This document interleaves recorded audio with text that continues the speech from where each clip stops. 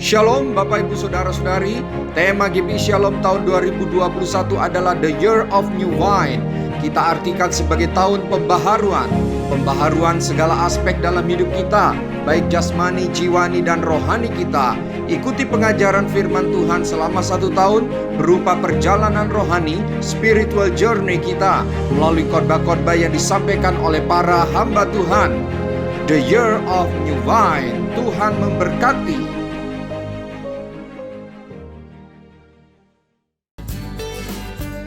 Mari kita peduli dan berbagi untuk saudara-saudara kita yang mengalami musibah bencana alam di NTT. Bapak Ibu Saudara bisa transfer melalui nomor rekening Departemen Misi berikut ini.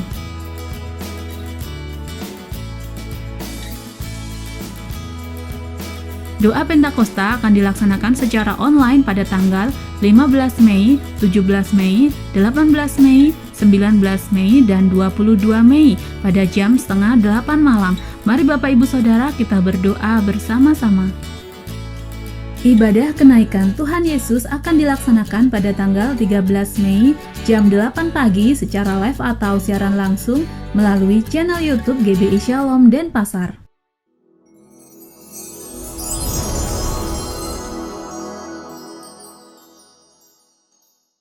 Puji Tuhan, Shalom Bapak Ibu kekasih di dalam nama Tuhan Yesus Kristus. Mari malam hari ini kita persiapkan hati kita, persiapkan hidup kita untuk boleh menikmati kasih dan kuasa Tuhan melalui ibadah kita malam hari ini. Mari kita bersama-sama berdoa kepada Tuhan, memohon penyertaan Tuhan untuk ibadah kita.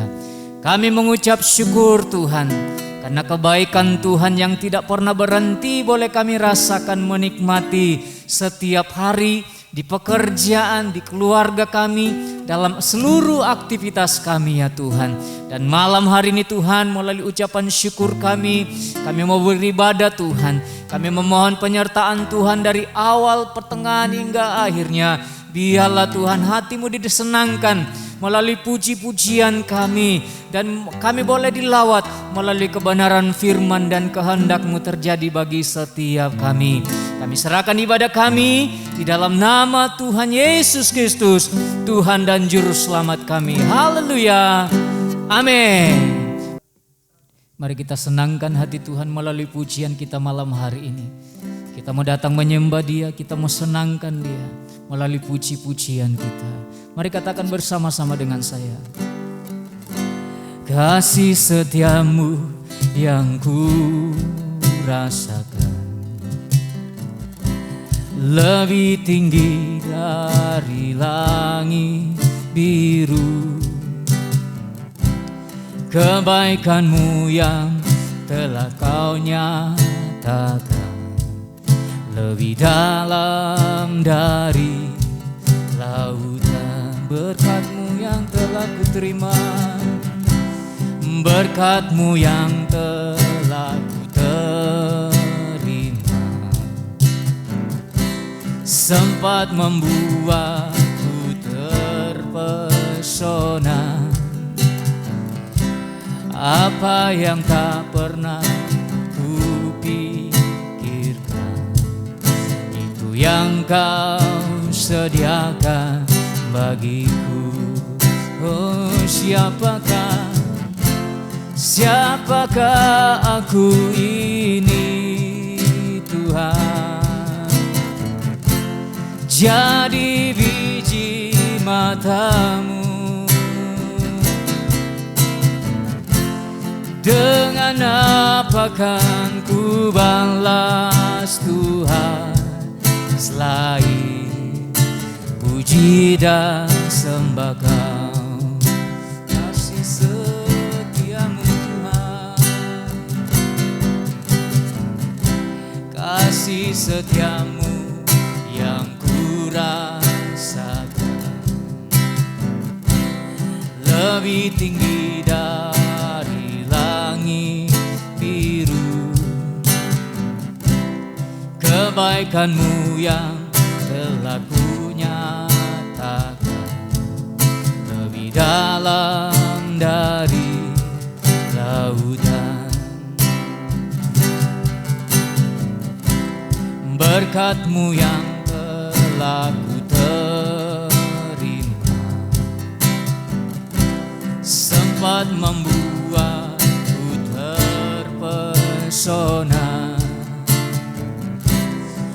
apa yang tak pernah kupikirkan, itu yang Kau sediakan bagiku. Oh, siapakah aku ini Tuhan, jadi biji matamu. Dengan apa kan ku balas Tuhan, selain puji dan sembah Kau. Siapakah aku? Oh, siapakah aku ini Tuhan, jadi biji matamu, biji matamu. Dengan apa kan ku balas Tuhan, selain puji dan sembah Kau. Siapakah aku? Siapakah aku ini Tuhan,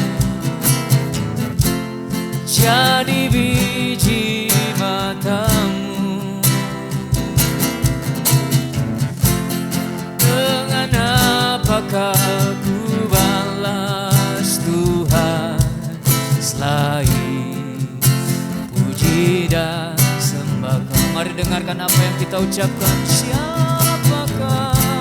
Siapakah aku ini Tuhan, oh, jadi biji matamu, biji matamu.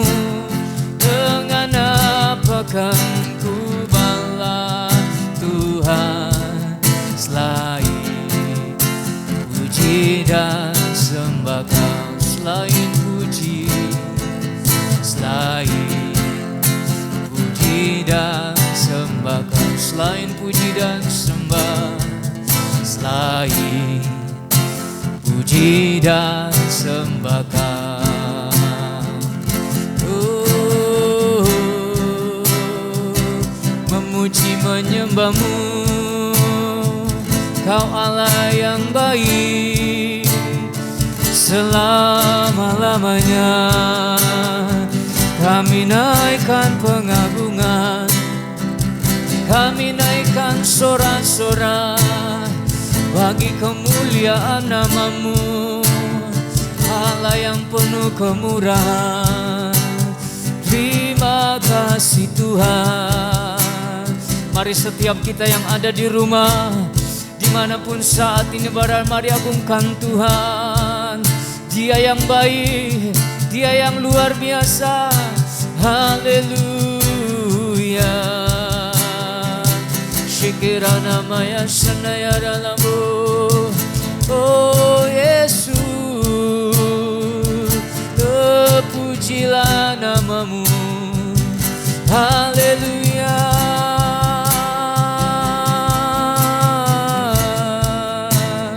Haleluya.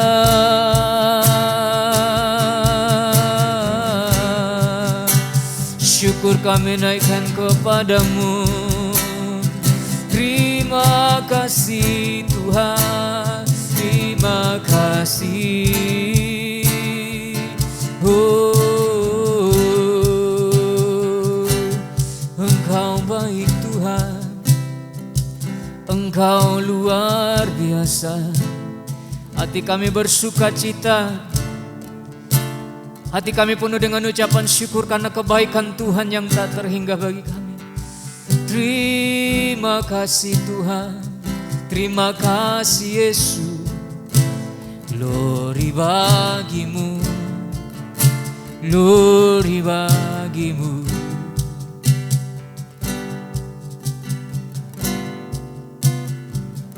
Hatiku percaya,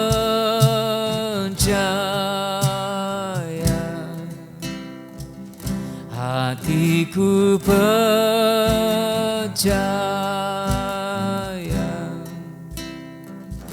hatiku percaya.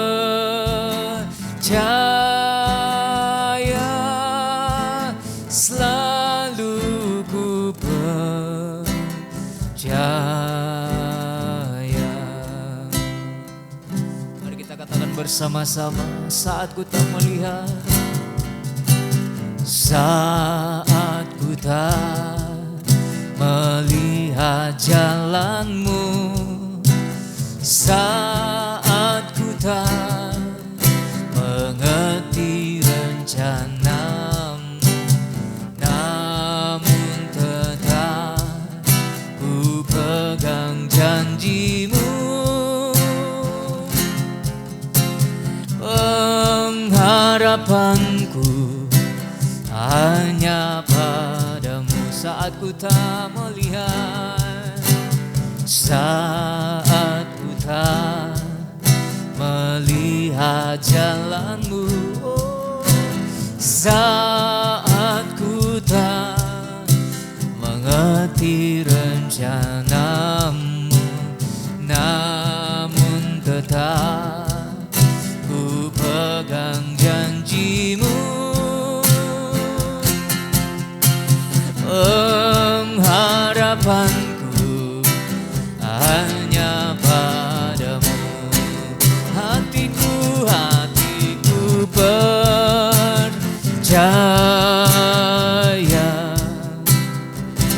hatiku percaya, hatiku percaya,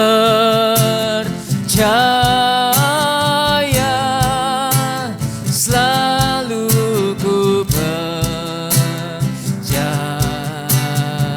Hatiku, oh hatiku percaya,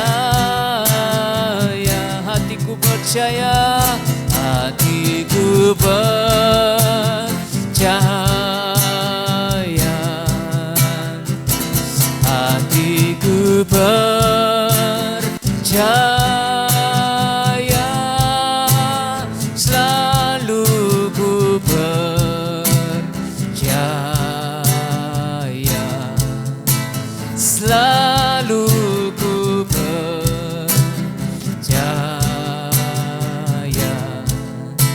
selalu ku percaya.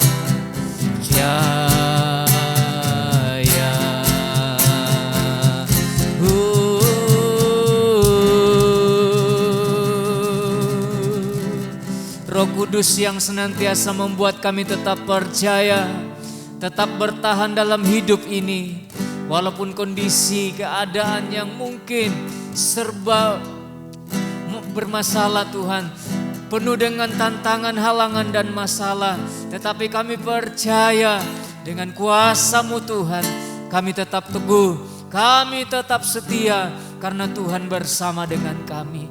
Tuhan perlengkapi kami dengan kebenaran firman-Mu malam hari ini Tuhan, sehingga setiap kami Tuhan tetap dalam kekuatan Tuhan, tetap dalam naungan Tuhan, tetap dalam ketentuan dan ketetapan Tuhan, sebagaimana yang dikehendaki oleh-Mu ya Tuhan.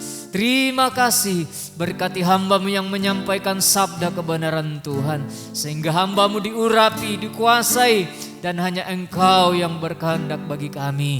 Terpuji nama-Mu Tuhan, kami sambut kebenaran firman-Mu hanya di dalam nama Tuhan Yesus Kristus, Tuhan dan Juru Selamat kami. Haleluya. Amin. Shalom Bapak Ibu Umas yang sangat dikasihi Tuhan. Puji Tuhan, kita sudah setahun lebih melewati masa pandemi. Bagaimana Bapak Ibu, ibadah kita bagaimana? Tema malam hari inilah kekuatan ibadah yang hidup. Wow, kekuatan ibadah yang hidup sungguh luar biasa ya. Saya singkat lagi, ibadah sejati begitu ya. Ibadah sejati. Gimana Bapak Ibu yang dikasihi Tuhan selama pandemi ini? Apakah kita ibadah semakin baik atau mengalami penurunan? Nah, padahal visinya adalah seperti ini. Setiap umas makin setia dan makin rajin dalam beribadah. Tapi fakta ibadah umas via YouTube itu kemudahan atau kesulitan. Kalau yang kemudahan sih ya enggak perlu keluar rumah, dari rumah saja ya bisa duduk-duduk santai, itu kita bisa ibadah. Tapi kesulitannya ada yang kesulitan gadget, bahkan ada umas yang tidak punya gadget dan anak cucunya mungkin punya tapi dipakai atau tidak dipinjamkan. Duh kasihan banget ya. Jadi itu yang menyulitkan, tidak mendukung gitu ya. Jadi gimana? Solusinya apa kalau gitu ya? Kalau yang kemudahan itu karena dari rumah saja, yang penting punya niat aja. Jadi ibadahnya sungguh-sungguh dari rumah begitu ya. Tapi yang kesulitan itu ya Bapak Ibu yang umas usahakan pinjam HP anak atau HP cucu, dan memang kuotanya harus cukup gitu ya. Karena mengikuti ibadah via YouTube begitu. Lalu ibadah yang hidup itu, ibadah yang sejati itu pengertiannya adalah ini dia, a living sacrifice gitu ya, di Roma 12 ayat 1. Karena itu saudara-saudara, demi kemurahan Allah aku menasihatkan kamu, supaya kamu mempersembahkan tubuhmu. Mempersembahkan tubuh sebagai apa? Ada 3 poin di situ Bapak Ibu, yaitu sebagai persembahan yang hidup, berikutnya yang kudus, dan yang terakhir adalah dan yang berkenan kepada Allah. 3 hal itu adalah ibadahmu yang sejati. Jadi kalau Bapak Ibu umas beribadah sementara dari rumah via YouTube, jadi ini yang harus dilakukan. Saya enggak bisa, bagaimana? Nah itu dia yang harus kita atasi bersama. Ternyata itu adalah ibadah bersama umas. Tapi kalau ibadah sejati yang sendiri, enggak perlu fasilitas apa-apa. Tuhan kita itu tidak perlu fasilitas apa-apa. Tidak ada yang harus dipakai perantara, enggak ada. Bapak Ibu tinggal duduk tenang, tinggal menikmati kebaikan Tuhan, mengingat kebaikan Tuhan, lalu bersyukur, lalu berdoa, itulah ibadah yang sejati. Mempersembahkan hidup kita untuk Tuhan, hidup yang kudus, dan itu yang berkenan kepada Allah. Saya baca sekali lagi Roma 12 ayat 1, pesan kita malam hari ini. Karena itu saudara-saudara, ini juga termasuk umas saat ini, baik yang kesulitan maupun yang mudah dalam beribadah, demi kemurahan Allah, aku menasihatkan kamu supaya kamu mempersembahkan tubuhmu sebagai persembahan yang hidup, yang kudus, dan yang berkenan kepada Allah. Itu adalah ibadahmu yang sejati. Ini adalah pesan Rasul Paulus kepada jemaat di Roma pada saat itu, di awal-awal gereja berdiri, dan itu berlangsung dan relevan sampai sekarang. Pesan ini masih berguna untuk kita. Dan Bapak Ibu, ibadah yang hidup itu pengertiannya itu ibadah yang sejati. Ternyata itu perlu diwariskan. Perlu diwariskan loh Bapak Ibu. Bapak Ibu mungkin sekarang aduh saya susah di dunia ini. Jangankan bisa memberi warisan, saya kekurangan malah. Nanti kalau saya misalnya dipanggil Tuhan, anak cucu saya gimana ya? Mungkin keadaan Bapak Ibu ada yang susah seperti itu. Jangan takut, karena yang diwariskan itu bukan hanya harta. Tapi yang terpenting yang diwariskan adalah contoh teladan hidup ibadah yang sejati. Iman kita kepada Tuhan Yesus itu dapat diwariskan. Kalau Bapak Ibu lihat nama Timotius, apa yang Bapak Ibu bayangkan? Timotius. Siapakah Timotius? Ternyata Timotius itu memang dia adalah muridnya Paulus. Muridnya Paulus ya, yang masih muda. Bahkan Paulus berpesan kepadanya, jangan seorang pun menganggap engkau rendah karena engkau muda. Tetapi jadilah teladan. Orang muda disuruh jadi teladan. Apalagi Bapak Ibu yang umas, itu pasti menjadi teladan yang luar biasa bagi generasi. Ada seorang oma-oma yang sangat rajin berjalan kaki, sehat sampai sekarang, sehingga itu menjadi teladan yang luar biasa. Bagi orang-orang muda itu perlu ditiru karena dia sehat sampai di usia tua gitu ya. Nah, Paulus memberikan teladan kepada Timotius. Tapi Timotius rupanya tidak hanya mendapat warisan ilmu dari Paulus. Tahukah Bapak Ibu Saudara semuanya ini, ternyata Timotius itu menerima warisan dari ibunya. Warisan iman yang dia terima dari ibunya, namanya Eunike, dicatat dalam Alkitab. Jadi kalau Bapak Ibu berperan mewariskan iman kepada anak, kepada cucu, itu tercatat.